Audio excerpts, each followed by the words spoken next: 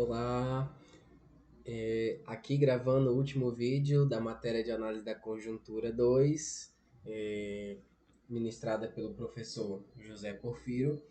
E nesse vídeo iremos falar sobre o que seria uma análise da conjuntura, na minha visão e da Victoria, o que seria uma análise da conjuntura real referente à taxa de desemprego e também a nossa visão de como é que foi a disciplina no decorrer desse período com o professor José Porfiro.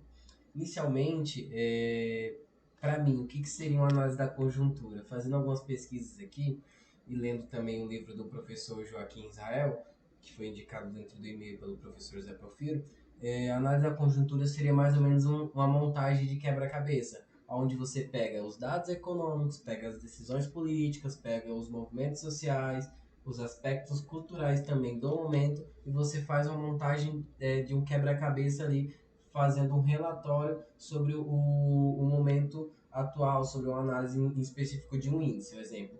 Estou fazendo uma análise da inflação. Então a gente coleta todos os dados possíveis referente à inflação e você discorre sobre aquela situação. E aí o professor José Joaquim Israel, dentro do seu livro, ele automaticamente fala que no momento que a gente decide falar sobre um tema, ao escolhermos, por exemplo, focar na inflação, se a gente diz, por exemplo, que a inflação está alta, automaticamente eu deixo de fazer uma análise da conjuntura neutra. Então, justamente aquilo que o professor falou dentro do e-mail várias vezes, né? Eu estava buscando os e-mails hoje para rever os temas que a gente trabalhou na matéria de análise da conjuntura e lá sempre tinha aquele e-mail. Mais uma vez, reforço que a análise da conjuntura não é uma análise neutra, você tem que opinar, etc. Então, assim, no momento que eu falo que a inflação está alta, automaticamente, de acordo com o livro do Joaquim Israel, já estou tomando um posicionamento. Então, automaticamente eu já falo que a inflação está alta. Porque existe pessoas, do outro lado da moeda, que acreditam que a inflação de fato não está alta. Então, quando eu falo que está alta, eu tomo um posicionamento. Outro ponto importante aqui, referente a essa tomada de posição de uma inflação, de uma abordagem neutra ou não, seria as fontes que a gente utiliza para essa análise. Então, no momento que eu escolho ali um relatório oficial, um artigo acadêmico, a entrevista dos especialistas, algo nesse sentido, eu automaticamente, no momento que eu escolho, eu já pego algum viés que eles acreditam sobre o assunto. Então, assim, quando eu pego um relatório oficial falando que a inflação está alta, automaticamente a gente deixa de ser uma análise neutra e passa a ter um viés ali dentro desse relatório, de acordo com o relatório. O importante nesse momento sobre a escolha das fontes é também trazer, na verdade, ali no momento que você está construindo essa análise, você ter a maturidade de ouvir os dois lados e não só aquilo que te agrada. Então, assim, vou ouvir o lado que fala que a inflação está alta, mas vou ouvir o lado também que fala que a inflação está baixa. Então, assim, existem esses dois pontos de vista que a gente precisa analisar, conhecer para de fato montar uma análise mais completa. Exatamente. E além disso que o Marlon falou sobre a gente precisar ter uma análise mais crítica com relação ao que nós estamos analisando, que nós estamos abordando, justamente a gente precisa também fazer uma relação do passado, do presente e do futuro, né? Por exemplo, se eu falo hoje que a taxa de juros está em alta, eu preciso buscar entender o histórico das decisões do governo passado, nos anos que se passaram, eu preciso entender o cenário atual, eu preciso avaliar essas causas, o que vai causar no futuro. Por exemplo, os juros vão continuar subindo? Isso vai afetar os investimentos? Vai afetar o consumo? E justamente o autor Ribas, ele chama isso de montagem da análise da conjuntura, que é justamente nós reunirmos as principais informações que já aconteceram, as principais informações que estão acontecendo sobre o tema e o que a gente espera, o que a gente pode projetar, né, que vai acontecer. E além disso, a gente precisa também identificar quem são os atores principais. Por exemplo, o Banco Central, os partidos políticos, movimentos sociais, as empresas, porque cada um desses atores, eles possuem interesses próprios, eles possuem interesses particulares. E a gente entender esses interesses a gente reconhecer esses interesses, né, vai ajudar a gente a evitar conclusões na nossa análise, conclusões simples, conclusões rasas, né? E aí, Por fim, além da gente montar esse quebra-cabeça aí que o Marlon citou, da gente analisar a conjuntura, é fazer então um mapa, né, que o Marlon citou, do momento em que a gente vive, incluindo os indicadores econômicos, decisões políticas, eventos culturais, demandas sociais, para que a gente consiga de fato fazer uma análise de conjuntura bem feita. E dizendo tudo isso, como que se faz uma análise, o que é uma análise, hoje a gente também vai fazer uma análise da atual taxa de desemprego do nosso país, né? A gente sabe que a taxa de desemprego aqui no Brasil é medida pelo IBGE, através do PNAD, na qual mostra a proporção de que pessoas que, mesmo que estejam procurando um emprego, elas não conseguem ingressar no mercado de trabalho. E para que a gente calcule essa taxa, a gente precisa dividir o número de desempregados, ou seja, aqueles que estão ativamente buscando emprego, pelo total de pessoas que compõem a chamada força de trabalho, né? Que inclui os indivíduos aptos e dispostos a trabalhar. De acordo com o IBGE, essa população, ela ativa, né? Ela seria em torno de 104 milhões de pessoas. E a gente precisa lembrar também que nem todo mundo é incluído nesse cálculo, né? Estudantes, aposentados, aquelas pessoas que não estão buscando emprego, não estão inseridas nesse cálculo, elas são desconsideradas. E atualmente a taxa de desemprego no Brasil está em torno de 6,8% agora no primeiro trimestre de 2025. Isso é, da força de trabalho que não encontra emprego, mesmo estando pronto para trabalhar. Ou seja, 6,8% daqueles 104 milhões que nós temos estão desempregados hoje. Sendo assim, quanto maior essa taxa, maior é a dificuldade que as pessoas enfrentam para ingressar no mercado de trabalho ou para manter-se no mesmo emprego. Além disso, existe também o conceito de taxa de desemprego natural, que representa um nível de desemprego que a economia considera saudável de ter. Considerando transições normais, por exemplo, a pessoa que está mudando de carreira ou uma pessoa que está dentro do prazo para conseguir, de fato, voltar ao mercado de trabalho. E aí, essa taxa hoje, ela é estimada, essa taxa natural de desemprego, ela é estimada entre 5,5% e 6% aqui no Brasil. Ou seja, hoje, na taxa que nós temos de 6,8%, nós estamos acima da taxa natural de desemprego, justamente por conta das decisões do Banco Central, né, no sentido de controlar a inflação, aumentando aí a taxa Selic. Isso fez com que o desemprego também acompanhasse esse aumento, né? Tendo aí um aumento na taxa de desemprego. Em 2024, a PNAD ela apontou uma taxa de 6,6%. E hoje, né, nesse primeiro trimestre, nós termos uma taxa de 6,8%, nós podemos associar, então, a essas políticas contracionistas, né, implementadas agora no início de 2025 pelo Banco Central. E o Banco Central também projeta que para 2025 ainda essa taxa de desemprego ela suba para 7,5%.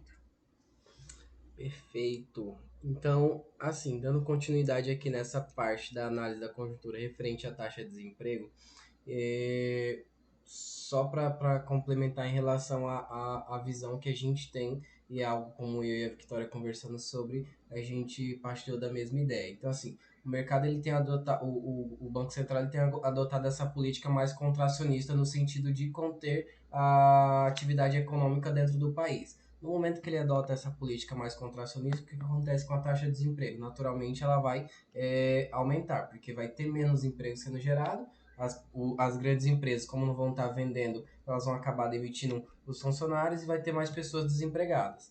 Então, assim, a tendência é que haja realmente essa distância entre a taxa natural de desemprego e o desemprego real da economia.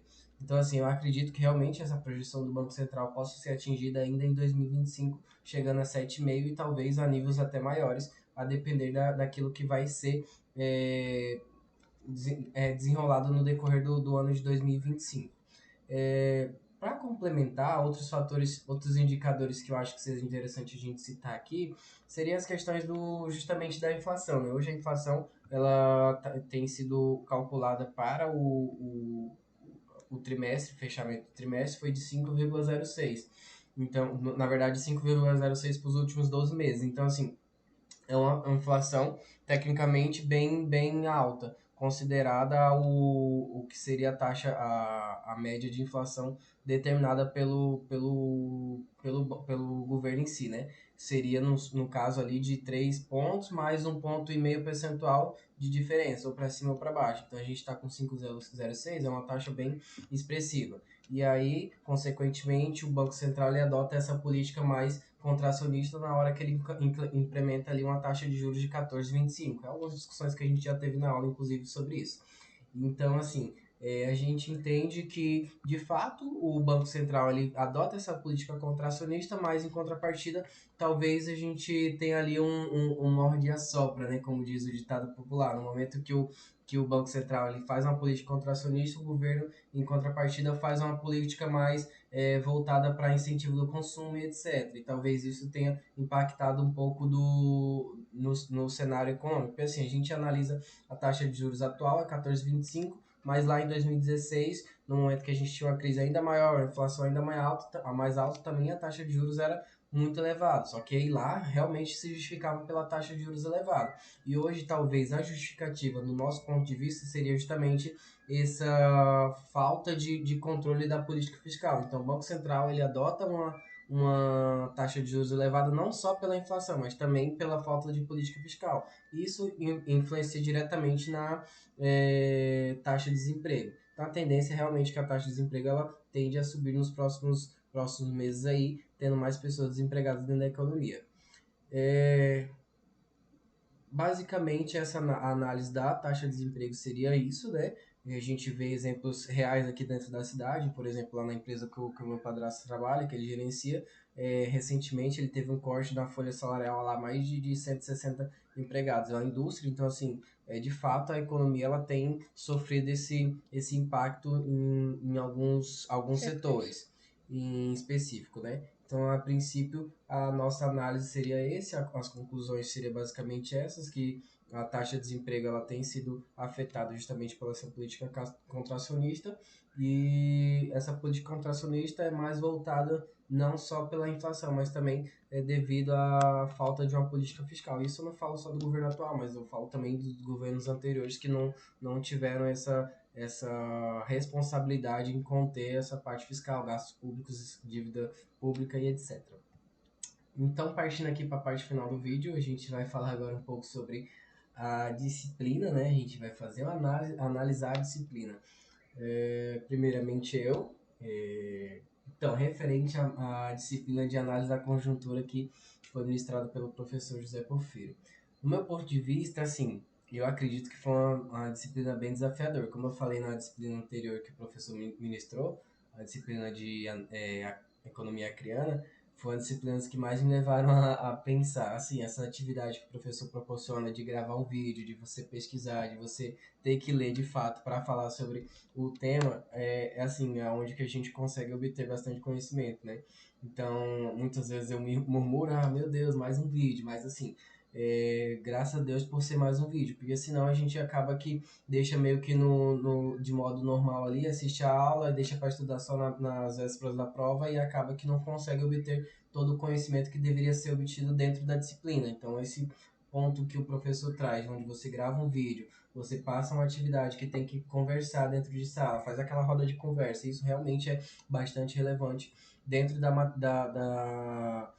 faculdade que a gente faz, dentro da atividade que a gente se proporciona, que é justamente a economia. A gente discute de fato a economia ali dentro de sala. E os temas em si, eles são bem relevantes porque muitas das vezes Marlon, falo por mim, Marlon, a Victoria, acredito, não sei se ela tem o mesmo pensamento, mas assim, muitas das vezes a gente se blinda em não comentar sobre determinados assuntos, por exemplo, violência contra a mulher. Muitas vezes é comum da gente não falar sobre isso, porque talvez a gente não tenha uma solução para corrigir essa situação na sociedade. Muitas vezes a gente não chega a falar sobre a fome, sobre a questão do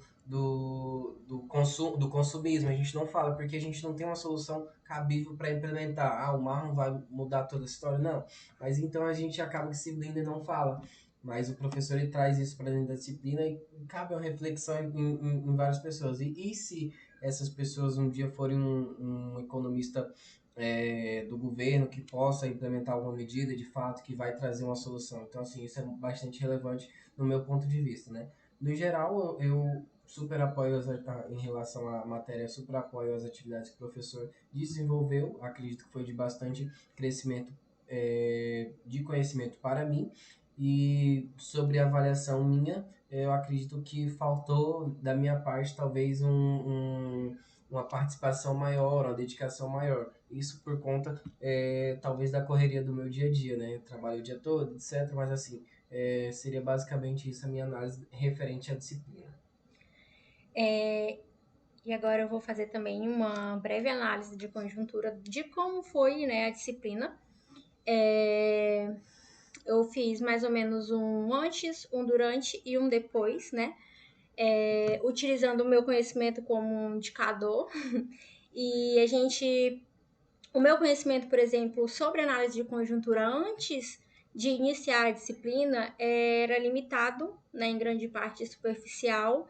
Embora eu já tivesse ouvido falar ou tivesse visto algumas análises de conjuntura, tivesse assistido jornal com alguma análise, visto alguma coisa na internet sobre, mas sempre ali o meu raciocínio era muito superficial. Eu não tinha ali um senso crítico de analisar de acordo com o que eu acredito, né? Somente ali de ler e tudo bem, aqui, como o Marlon falou, às vezes é por ser cômodo, né? A gente só lê e aceita por não discutir ou por não querer mostrar uma opinião contrária.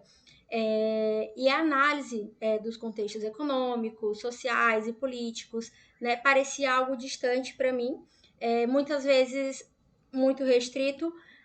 Além disso, também faltava ali, como eu falei já, uma visão crítica, né? Uma visão estruturada sobre os acontecimentos, sobre conjunturas, acontecimentos históricos que se interligam com a análise da conjuntura, que afeta a realidade atual. E aí, durante a disciplina, ao longo das aulas, eu desenvolvi um olhar mais crítico e analítico, né, sobre o que acontece na nossa sociedade, sobre a nossa realidade brasileira, né, e também internacionalmente. E aí, os debates que o professor ele propõe dentro de sala ajuda bastante nisso. A forma, a metodologia como ele passa, né, como o professor Porfírio passa conhecimento para a gente, como ele faz a gente pensar fora da caixinha, faz a gente analisar criticamente assuntos relevantes para a sociedade atual, né? E esses conhecimentos, essa metodologia permite que a gente compreende como o contexto político, econômico e social se articula para produzir determinados cenários, né? E a disciplina também contribuiu para que eu compreendesse, para eu entender a importância da historicidade, da correlação das forças entre os diversos atores sociais, né? E agora, no final da disciplina, eu percebo uma mudança significativa na minha forma de interpretar os acontecimentos, na minha forma de interpretar um fato relevante na economia, na minha forma de interpretar alguma decisão política, econômica, né? Hoje eu me vejo capaz de analisar criticamente uma análise conjuntural, né, com base de dados, em leitura crítica da realidade. Eu desenvolvi também mais autonomia intelectual para questionar discursos prontos, né? Justamente aqueles discursos prontos que a gente vê na internet sobre economia, sobre o cenário atual econômico, que antes era, né, só no automático, lia ali, concordava e estava tudo bem. Agora não, agora eu paro e penso, tá, mas será que é isso? Será que eu não posso ter uma opinião contrária? E além disso, a disciplina ela contribuiu diretamente para a minha formação de sujeito crítico, né? E atualmente eu me sinto capaz de propor alternativas, né, discordar também e propor também outras alternativas estratégicas diante dos desafios, né, sociais e políticos. E a análise da conjuntura ela deixou então de ser apenas um conceito abstrato para mim e passou a ser uma ferramenta prática essencial, né, para minha formação acadêmica e também para o meu profissional. Acredito que seria basicamente isso, né? Eu esqueci de mencionar na minha fala também a análise que a gente fez referente ao livro Medalhão. Então, assim, talvez a gente tenha deixado de ser um pouquinho medalhão com a matéria de análise da conjuntura, no momento que a gente para pensar ali sobre diversos temas, quando a gente para fazer uma análise sobre a inflação, sobre a taxa de juros e agora sobre a taxa de desemprego, sobre a super quarta, a gente deixa um pouquinho de ser medalhão e aceitar as coisas como elas são e começa a pensar como economista de fato, né? Então, basicamente seria isso.